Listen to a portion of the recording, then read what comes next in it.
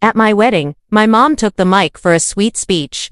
But then she looked me dead in the eyes and announced to everyone, "She's not even my real daughter." I didn't even know I was adopted. Weddings are supposed to be magical, a celebration of love, family, beginnings. But no one prepares you for the possibility that your wedding might be the day your entire past unravels in front of 100 people, that instead of feeling whole, you might walk away feeling hollow. For most of my life, I believed my family was my anchor. My mom, especially. She was the one who stayed up with me during fevers, packed my school lunches, helped me pick out prom dresses, and stood in front of the mirror with me when I tried on my wedding gown for the first time. Her eyes had filled with tears that day, and I remember her whispering, "My baby girl, you're all grown up." I believed those tears were love, and maybe they were. But maybe they were something else, too. Guilt, shame. I didn't know it then, but I would. The morning of my wedding was quiet. Peaceful even. I woke up before my alarm, which almost never happens, and just lay there in bed. Listening, the house was still. Birds outside, faint laughter of my bridesmaids getting ready in the other room. I sat up slowly, holding on to the stillness, because I thought this was the last time I'd be someone's daughter before becoming someone's wife. It felt symbolic. Final, almost. Like a chapter was closing gently. I walked over to my wedding dress, the same one I picked out with my mom. The lace was delicate, the kind that looks like it might fall apart if you breathed too hard. I ran my fingers over it, remembering how she had gasped in the fitting room. She told me I looked like a dream. I believed her. Everything that morning was so beautiful. People laughed. Champagne glasses clinked. There was a buzz in the air, like joy had its own frequency. My fiancé now husband texted me right before the ceremony. "I can't wait to see you walk down the aisle. You're my forever." I cried reading that the ceremony was simple and breathtaking. We had it under a canopy of lights, in the backyard of a place we both loved. I walked down that aisle with tears in my eyes, and when I saw him waiting for me, everything just melted. The fears, the nerves, it was just us. Him and me. We said our vows. He held my hands like he never wanted to let go. It was perfect. But if I could freeze that moment, if I could stop time right there. Before the reception, before the speech, I would. Because everything that followed turned my life into something I didn't recognize. Dinner passed with laughter, clinking silverware, dance music playing lightly in the background. Friends gave speeches. My best friend from college cracked jokes about my awkward dorm days. His brother toasted to finding your person.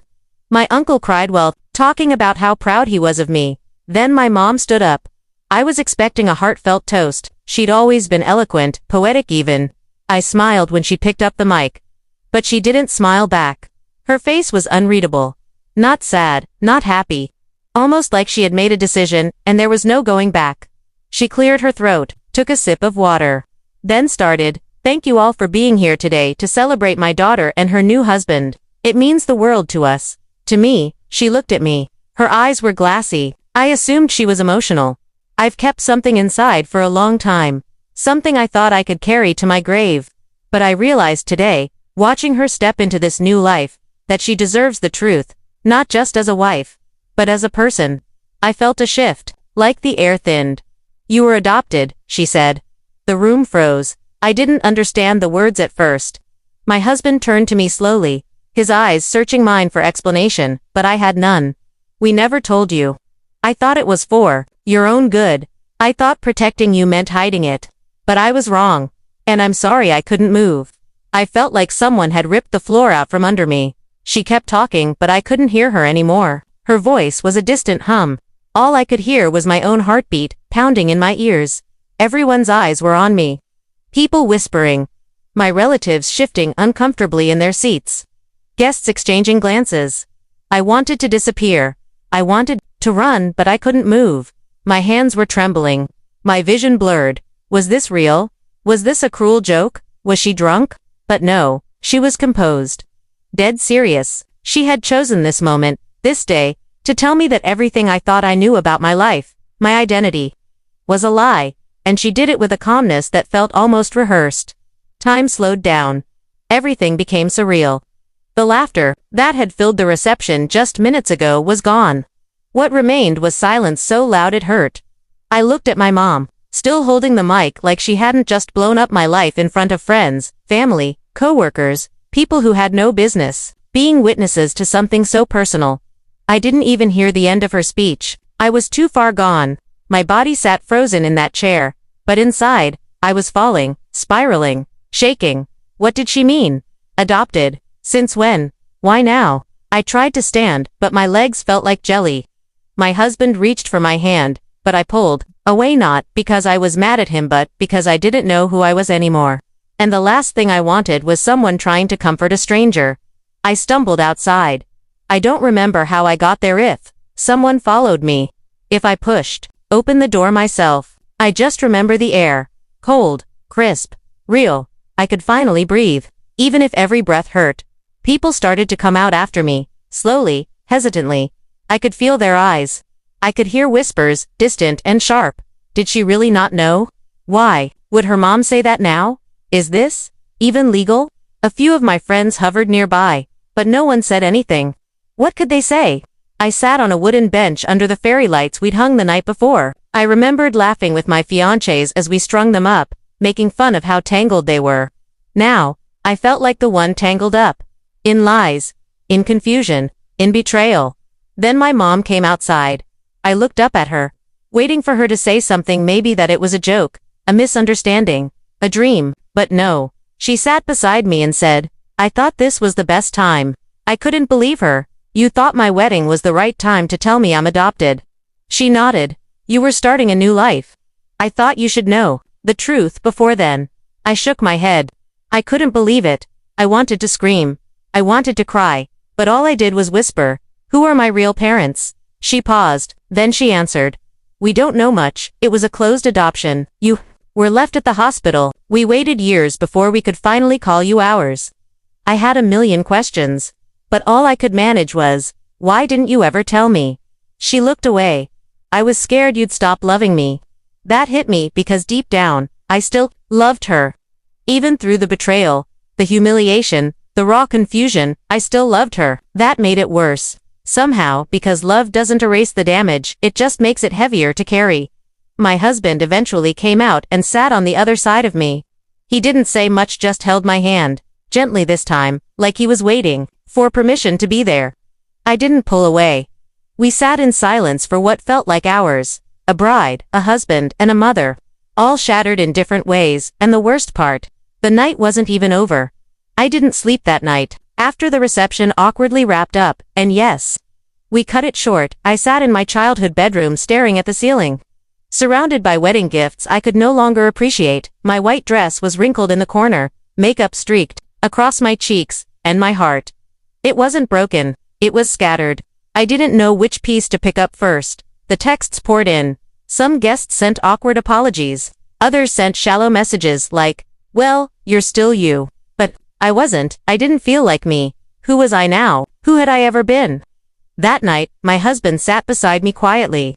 He asked if I wanted to talk. And for the first time since the speech, I actually tried. I told him about all the small things I now saw differently, how I never looked like my parents, how family photo albums always skipped over my baby pictures, how every time I'd asked about my birth story, Mom gave a vague answer and quickly changed the subject. It was like my whole life had these faint cracks I'd covered, with love, with trust, with the assumption that some things just didn't need explaining.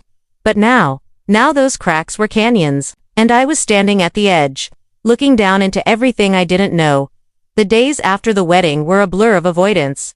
We postponed our honeymoon.